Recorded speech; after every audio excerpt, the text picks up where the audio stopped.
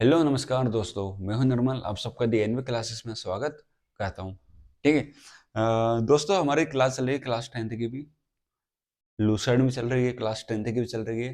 और class 10th में हमने कल एक पहला टॉपिक स्टार्ट कर दिया था, एक चैप्टर फेडरलिज्म। ठीक है। फेडरलिज्म में हमने कंप्लीट कर लिया था कल लैंग्वेज पॉलिसी तक। आज हमें दो चीज़ पढ़ना है।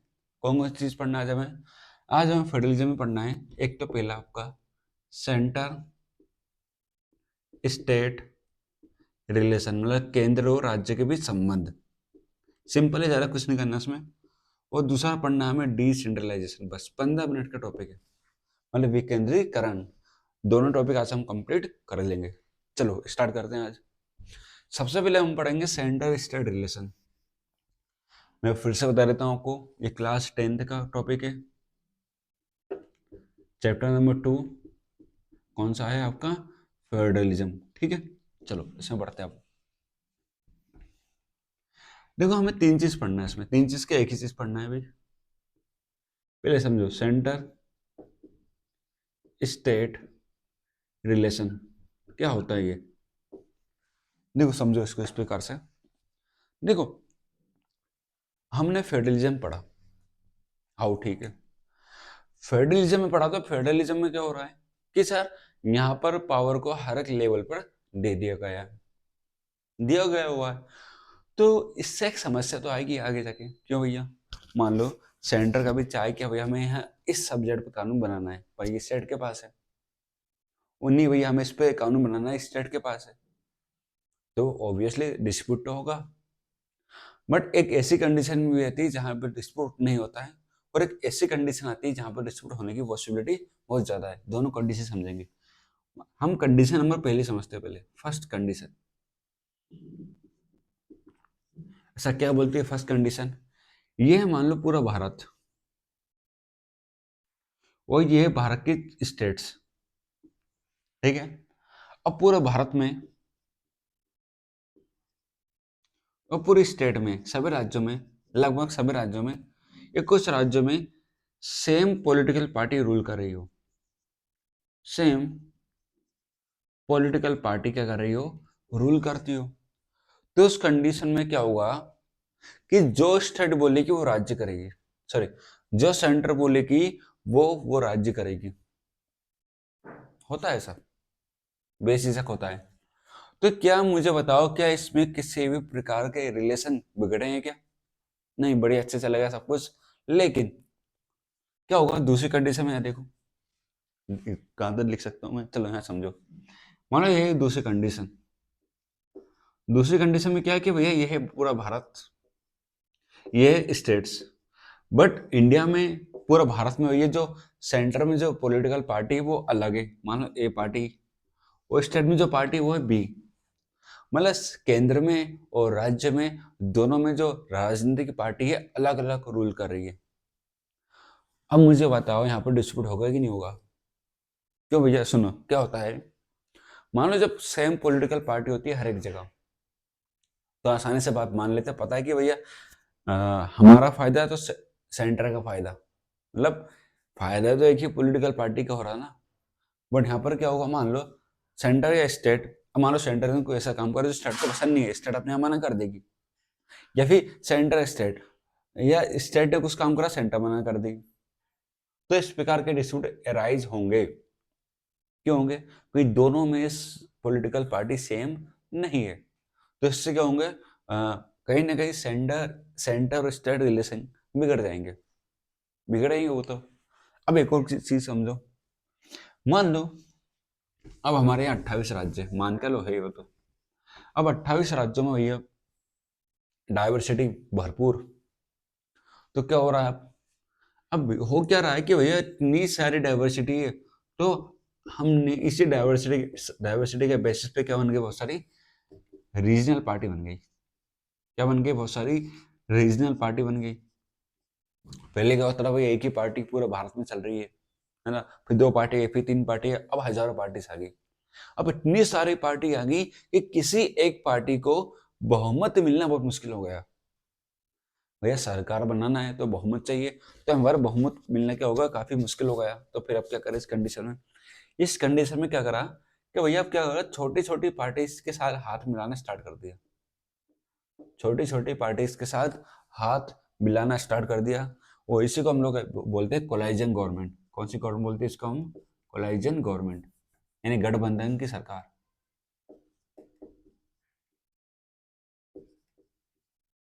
ठीक है, जैसे को हम लोग बोलते हैं कोलाइजन गवर्नमेंट।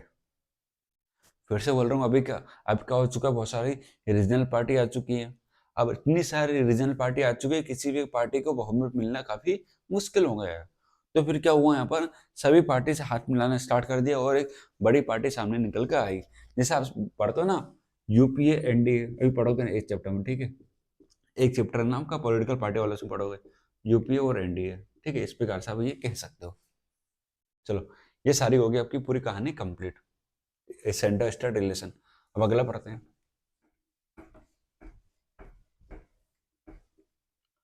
अब अगली कहानी आपकी डिसेंट्रलाइजेशन, मतलब इसको हिंदी में बोले विकेंद्रीकरण। चलो हिंदी छोड़ो। अब क्या होता है विकेंद्रीकरण, सुनो। मान लो ये है पूरा देश।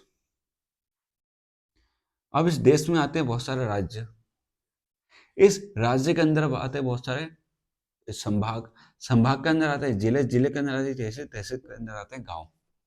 अब समझो, मान लो इस गांव में कोई समस्या है, बट क्या हुआ, वही इसके पास कोई पावर नहीं है। ये गए तहसील के बाद, तहसील वाला बोला भाई हमारे पास कोई पावर नहीं है इसको लेकर। ये गए फिर ऊपर, फिर गए ऊपर, फिर गए ऊपर, फिर गए ऊपर। तो अब इसकी समस्या थी छोटी सी, ये गए ऊपर तक, उस समस्या को बीते हुए हो गए 10 साल, इसकी समस्या अभी भी सॉल्व नहीं हो पाई। तो ये बहुत बड़ी टेंशन वाली बात है कि भैया कैसे लोकल लेवल की इशू वहीं पर लोकल लेवल पर खत्म कर दे। दूसरी समस्या ये कि भाई गाँव वालों को पता ही नहीं कि पॉलिटिक्स होती क्या है, उनको पता ही नहीं डेमोक्रेसी क्या होती है, उनको यही नहीं पता सरकार क्या होती है। अब इन सबके पार्टी इन सबका पार्टिसिपेशन कहीं ना कहीं बढ़ाना पड़ेगा डेमोक्रेसी के अंदर, गवर्नमेंट के अंदर, पॉलिटिक्स के अंदर। तो कुछ ऐसा हमें करना पड़ेगा, और गांव वालों को कुछ पावर नहीं है, वो कुछ कर नहीं पा रहे हैं, तो इनको हमें कुछ पावर देना भी पड़ेंगी। तो इन सबके लिए क्या करा फिर 1992 में, क्या कर दिया, डिसेंट्रलाइजेशन कर दिया। मतलब डिसेंट्रलाइजेशन मतलब क्या होता है कि भैया पावर्स को लोकल लेवल तक शेयर कर दिया। मतलब पावर कहाँ थी, पहले सेंटर के पास थी, स्टेट के पास थी, अब पावर किसके पास आ चुकी है, लोकल लेवल तक आ चुकी है। कहाँ तक आ चुकी है पावर, लोकल लेवल तक पावर आ चुकी है। तो यही क्या होता है आपका डिसेंट्रलाइजेशन हो गया, है ना। अब और समझो, अब ऐसा क्यों करा, क्या भैया कि गांव की समस्या गांव में खत्म हो जाए। दूसरा कि मान लो छोटे मोटे शहर होते हैं, उनकी समस्या वहीं पर खत्म हो जाए, उनका पॉलिटिकल पार्टिसिपेशन बढ़ जाए, डेमोक्रेसी में उनका पार्टिसिपेशन बढ़ जाए, सरकार के अंदर उनका पार्टिसिपेशन बढ़ जाए, है ना। मतलब कहीं ना कहीं उनके सशक्तिकरण के लिए डिसेंट्रलाइजेशन किया गया। चलो आगे बढ़ते हैं। अब डिसेंट्रलाइजेशन में हमें क्या क्या पढ़ना पड़ेगा, हमें 3 चीज पढ़ना है। कौन कौन सी, एक पढ़ना है रूरल, एक पढ़ना है अर्बन, मतलब रूरल के अंदर किस प्रकार से प्रशासन होगा, अर्बन के अंदर किस प्रकार से होगा, और कॉन्स्टिट्यूशनल प्रोविजन क्या क्या दिए गए हैं। ठीक है, ये 3 चीज पढ़ना है। चलो पहले पढ़ते हैं, चलो पहले पढ़ते हैं अपन रूरल, गांव के अंदर। चलो इसके पहले पढ़ते हैं कॉन्स्टिट्यूशनल प्रोविजन, सबसे पहले ये पढ़ेंगे ना। क्या बोलता है कॉन्स्टिट्यूशनल प्रोविजन, देखो संविधान में कैसे इसको ऐड किया गया। तो संविधान में इसको ऐड किया गया संविधान संशोधन करके। क्या होता है कॉन्स्टिट्यूशन अमेंडमेंट, मतलब कुछ चेंजेस करना हो कॉन्स्टिट्यूशन में तो उसके लिए अमेंडमेंट किए जाते हैं। तो 2 संशोधन किए थे, कौन कौन सा, एक किया था 73rd और एक किया है 74। कौन कौन सा, 73rd और 74, ये दोनों कब किए गए, 1992 में। 73rd में जो पंचायत होती है ना आपकी, पंचायत, जी हाँ पंचायती पढ़ना आपने को, पंचायत को क्या दे दिया यहाँ पर, कॉन्स्टिट्यूशनल स्टेटस दे दिया।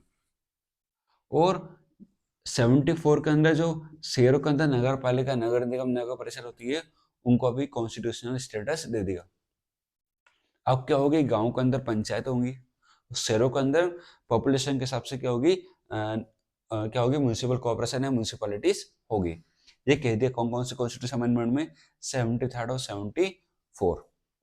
इसमें दो तरह के प्रोविजन किए गए, एक किए गए मैंडेटरी, एक किए वॉलंटरी। वॉलंटरी मतलब होता है कि आपकी इच्छा अनुसार कर दो, बट कुछ मैंडेटरी किए गए कि कौन कौन से, देखो जो 73 है, कौन से 73वां संविधान संशोधन, उसमें कुछ मैंडेटरी प्रोविजन किए गए हैं। कौन कौन से, पहला ये कि भैया हर 5 साल में, ऐसे लिखा नहीं 5 साल तो फिर भी अपन समझ लो क्या, रेगुलर इलेक्शन होंगे। क्या होंगे, हर 5 साल में क्या होंगे, रेगुलर इलेक्शन होंगे। ठीक है, 5 साल से 6 साल भी हो सकते हैं यदि कोई इमरजेंसी आ गई तो।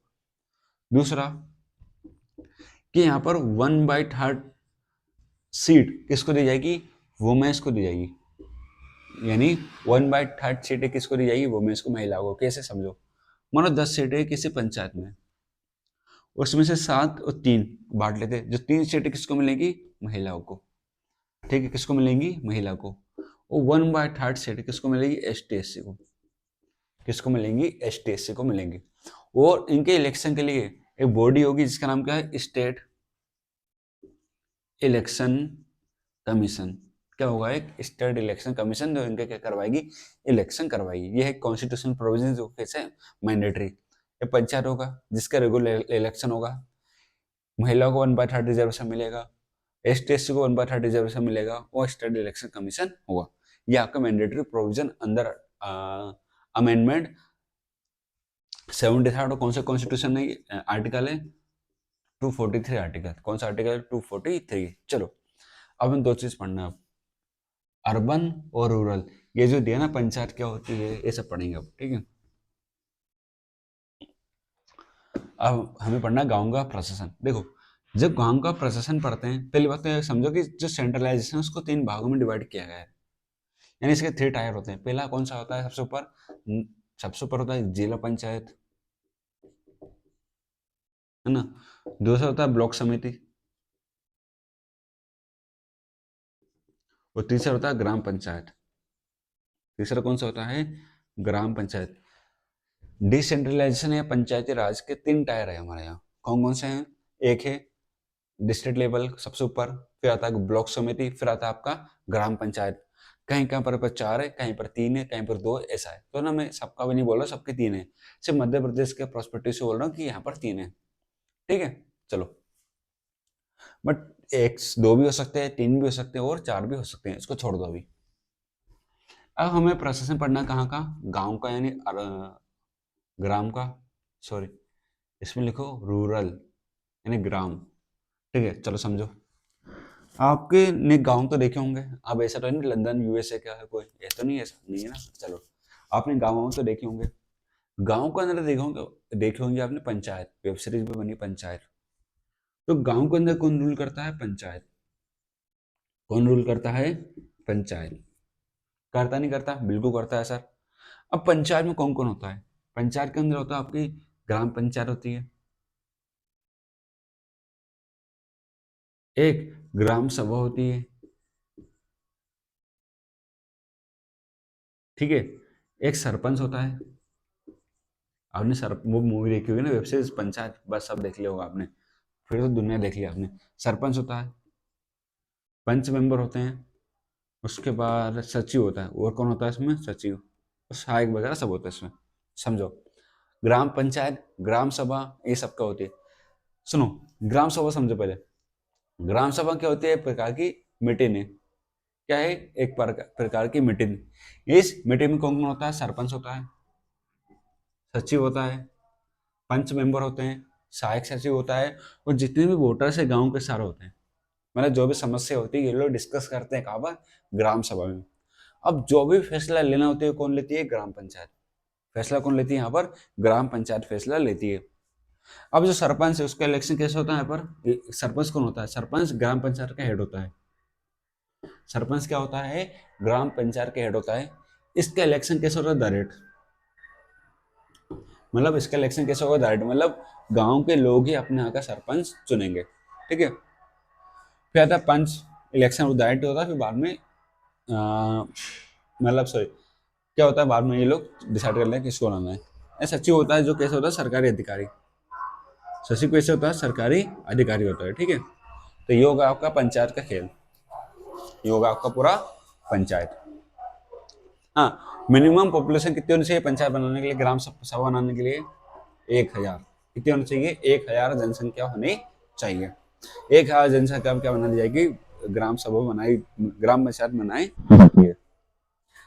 चलो आगे बढ़ते हैं, अब हम पढ़ते हैं अर्बन का।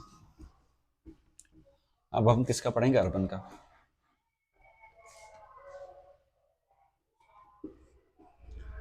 अर्बन में हमें 3 लेवल मिलते हैं। कौन कौन से मिलते हैं हमें? 3 लेवल। एक मिलता है हमें सबसे ऊपरी वाला, देखो 3 लेवल है, 1 2 3। इसमें 3 मिलते हैं। एक मिलता है नगर पंचायत,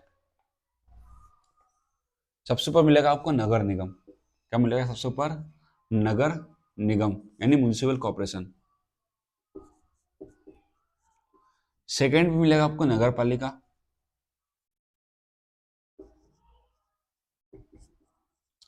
और सबसे नीचे लेवल पे मिलेगा आपको नगर पंचायत, ठीक है। सबसे ऊपर नगर निगम, और नगर निगम का हेड कौन होता है? मेयर। कौन होता है? मेयर। और मेयर का इलेक्शन कैसे होता है? डायरेक्ट। मेयर का इलेक्शन कैसे होता है? डायरेक्ट होता है। और सुनो, अब यहाँ पर होंगे कुछ वार्ड। क्या होंगे? वार्ड। जो मिनिमम वार्ड है, कितने होते हैं यहाँ पर? लगभग वार्ड होते हैं मिनिमम 40 से 85। 40 से 85 के होते हैं यहाँ पर वार्ड होते हैं। अब जो वार्ड के अंदर होंगे पार्षद, यानी मेंबर होंगे इसके भी, उन पार्षद का इलेक्शन कैसे होता है? डायरेक्ट। उनका भी कैसे इलेक्शन होता है? यहाँ पर डायरेक्ट होता है, ठीक है। अब आता है आपका नगर पालिका। नगर पालिका कौन बनता है? जिसकी पॉपुलेशन लगभग आपकी 20 से 40,000 के आसपास, सॉरी हाँ, जनसंख्या कितनी लिखी है? लगभग 50,000 से 3 लाख। यदि किसी शहर की पॉपुलेशन 50 के ऊपर 3 लाख के नीचे, तो वहां पर क्या, उसको क्या बना दिया जाता है? नगर पालिका बना दी जाती है। नगर पालिका में कौन होते हैं? चेयरमैन होता है, यहाँ लिख देता हूँ। नगर पालिका में कौन होते हैं? चेयरमैन, और होते हैं वार्ड मेंबर, ठीक है। चेयरमैन का इलेक्शन यहाँ पर होता है इनडायरेक्ट। कैसे होता है? इनडायरेक्ट। और वही वार्ड मेंबर का इलेक्शन कैसे होता है? डायरेक्ट। मतलब वार्ड मेंबर ही मिलके किस क्या बनाते हैं? फिर चेयरमैन बनाते हैं। चलो, अब तीसरा आता है आपका नगर पंचायत। बिल्कुल सेम नगर पंचायत में भी। अच्छा, उधर चले गए, राइट, ठीक है, है ना। छोड़ो, नगर पंचायत में भी सेम है। क्या होता है? आपका चेयरमैन होगा, और क्या होंगे? Ward member. और चेयरमैन का इलेक्शन कैसे होता है? यहाँ पर डायरेक्ट होता है। चलो, ये था पूरा हमारा डिसेंट्रलाइजेशन। ऐसा कुछ था नहीं खास इसमें पढ़ाने लायक, फिर भी अपन ने मतलब पढ़ाने लायक तो था। क्वेश्चन भी आते हैं इससे, अच्छे खासे प्रश्न आपके हर साल बनते हैं, ठीक है। लाइट चली गई, देखो पढ़ाते पढ़ाते, चलो कोई बात नहीं। अच्छे खासे प्रश्न आएंगे इसमें से आपके। नगर निगम क्या होता है? नगर पालिका क्या होता है? नगर पंचायत अपन तीनों पढ़ चुके हैं। डिसेंट्रलाइजेशन क्यों जरूरी है, ये भी बता चुका हूँ, ठीक है। कमियां है कुछ इसकी, जैसे भैया हमेशा कहीं ना कहीं, जैसे महिलाओं को रिजर्वेशन दिया गया है, महिलाओं को बोला कि आप पार्टिसिपेट करो, बट उनके उनकी तरफ से पार्टिसिपेट कौन करते हैं? उनका प्रधानपति। पंचायत वेब सीरीज देखी होगी, उसमें पूरी कहानी आपको क्लियर हो गई होगी। चलो, ये था पूरा हमारा चैप्टर फेडरलिज्म, जो अब पूरी तरह से क्या हो चुका? कंप्लीट हो चुका है। यदि आपको किसी भी प्रकार का डाउट, आप जरूर पूछिएगा। और क्लास लेते पर ठीक है, अब तो होगी कंप्लीट, फायदा भी नहीं इतना। चलो, डिसेंट्रलाइजेशन और सेंटर स्टेट रिलेशन दोनों में मैंने आपको आसान भाषा में समझा दिया है। इसके अलावा आपको कुछ पढ़ने की आवश्यकता नहीं है। कोई जितना आपको किताब में लिखा है, मैंने उतना यहाँ पर आपको समझा दिया है, ठीक है। एक चीज वो लिखी भैया, यदि मान लो नगर निगम में उसमें कोई एमएलए रहता है, तो उसका ऑटोमेटिक मेंबर बन जाता है। इस बात का विशेष रूप से ध्यान रखना, ठीक है। चलो, फिर मिलते हैं आपसे अगले क्लास में। हम नेक्स्ट टॉपिक स्टार्ट करेंगे इकोनॉमिक का। क्या पढ़ेंगे नेक्स्ट क्लास में? इकोनॉमिक पढ़ेंगे। चलिए, फिर मिलते हैं नेक्स्ट क्लास में। Thank you very much. कोई कमेंट हो सॉरी, कोई डाउट है, कमेंट बॉक्स में करो, लाइक करो, शेयर करो, सब्सक्राइब करो। फिर मिलते रहना। जय हिंद, जय भारत।